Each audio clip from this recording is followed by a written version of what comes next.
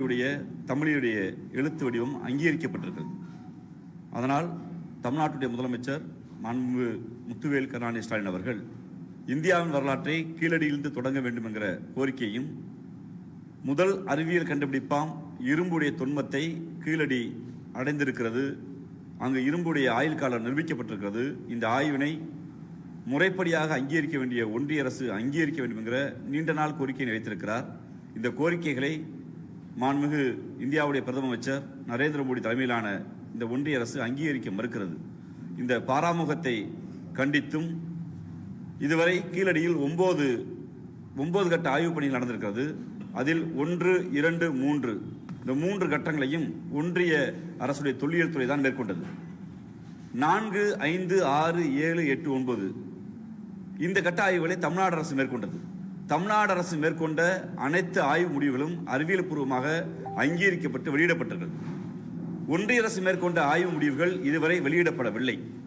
ஒன்றிய அரசு மேற்கொண்ட ஆய்வு முடிவுகளை வெளியிட வேண்டும் என்று மாண்புமிகு பொருந்திய மதுரை உயர்நீதிமன்றத்தை நாடிய போது நீதியரசர்கள் உடனடியாக வெளியிட வேண்டும் என்று சொன்னார்கள்.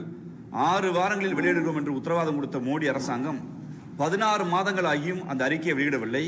இந்த அறிக்கையை வெளியிடாத காரணத்தால் தமிழுடைய தொன்மமும் நாம் பெருமையாக பார்க்கிற வைகைக்கரையின் நாகரிகமாக இருக்கிற கீழடி நாகரிகத்துடைய அறிவியல் உண்மைகளை உலகத்திற்கு சொல்ல முடியாமல் நாம் தவித்துக் கொண்டிருக்கிறோம். பாராமுகத்தோடு சிந்துவெளி நாகரிகத்தை சரஸ்வதி நாகரிகம் என்று மாற்றி நம்முடைய நம்பிக்கையாக இருக்கிற ராமர் கடவுளின் பெயரால் ராமர் கட்டினார் என்று சொல்லி சேது சமுத்திர திட்டத்தை எவ்வித அறிவியல் ஆய்வும் இல்லாமல் அறிவியல் மனப்பான்மை இல்லாமையும் தடுத்து வைத்திருக்கிற ஒன்றிய பாஜக அரசு அறிவியல் பூர்வமாக நிரூபிக்கப்பட்ட உலக ஆய்வு நிறுவனங்களால் நிரூபிக்கப்பட்ட இந்த ஆய்வை ஏற்க மறுப்பது என்பது தமிழர்களை இரண்டாந்தர குடிமக்களாக ஆக்குகிற முயற்சி. தமிழர்கள் நாங்கள் இரண்டாந்தர குடிமக்கள் இல்லை, இந்தியாவுடைய பூர்வ குடிமக்கள். முதல் மாந்தன் பிறந்த ஊர் தமிழ்தான்.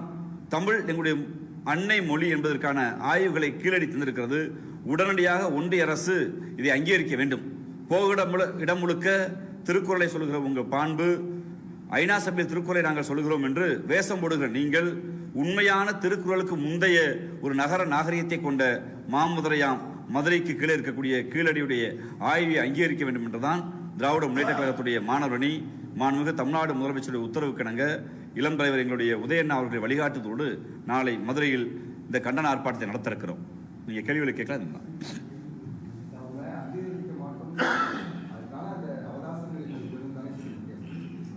அவகாசங்களை கேட்க மரியாதைக்குரிய தொல்லியல் துறை அமைச்சர் அவர்கள் அவகாசத்தை கேட்கிறாரு. அதுவே தவறானது. 2024ஆம் ஆண்டு மதுரை உயர்நீதிமன்றத்தில் அவர்கள் தான் சொன்னார்கள் 6 வாரங்களில் நாங்கள் அங்கீகரித்து விடுவோம் என்று சொன்னார்கள். 16 மாதங்கள் ஆகிவிட்டது. நாங்கள் கேட்பது புஷ்பக விமானத்தை இதிகாசத்திலே இந்தியர்கள் பயன்படுத்தினார்கள். மாட்டு சிறுநீரை குடித்தால் கொரோனா வராது, கைதட்டுங்கள் மணியடிகள் கொரோனா ஓடி போகும் என்று அறிவியலுக்கு புறம்பாக பேசித் திரிகிற இந்த நாட்டுடைய பிரதம அமைச்சர், இந்த நாட்டுடைய ஒன்றிய அமைச்சர்கள் எல்லாம் அறிவியலால் நிரூபிக்கப்பட்டு உலகத்தில் முதல் மாந்தர் கண்டுபிடித்த இரும்பின் காலம் இன்றுதான் தொடங்குகிறது என்று பெருமையோடு அறிவியல் ஆதாரங்களோடு நிரூபிக்கப்பட்ட ஒன்றை, அந்த ஆய்வறிஞர்கள் ஒத்துக்கொண்ட ஒன்றை ஏன் அங்கீகரிக்க மறுக்கிறது? கேட்டால் எங்களை பிரிவினைவாதிகள் என்று அந்த ஒன்றிய அமைச்சர் சொல்கிறார். பாரதத்துக்குள் தான் இந்தியா இருக்கிறது என்று மன்னிக்க வேண்டும். இந்தியாவில் ஒரு பகுதி தான் தமிழ்நாடு, எந்த மாற்று கருத்தும் இல்லை. இந்தியா என்கிற நாடு உருவாவதற்கு முன்பே தமிழர் நிலம், இனத்தால் திராவிடர், மொழியால் தமிழர் என்கிற பண்பாடை சுமந்து நிற்கிற மண் இந்த மண். அதற்கான ஆதாரங்கள் வந்திருக்கிறது. அவர்களுக்கு என்ன சிக்கல்னா, இன்னைக்கு இந்த நாகரிகத்தை அங்கீகரித்தார் சரஸ்வதி நாகரிகம் என்கிற நாகரிகம் இல்லாமல் போய்விடும். இந்த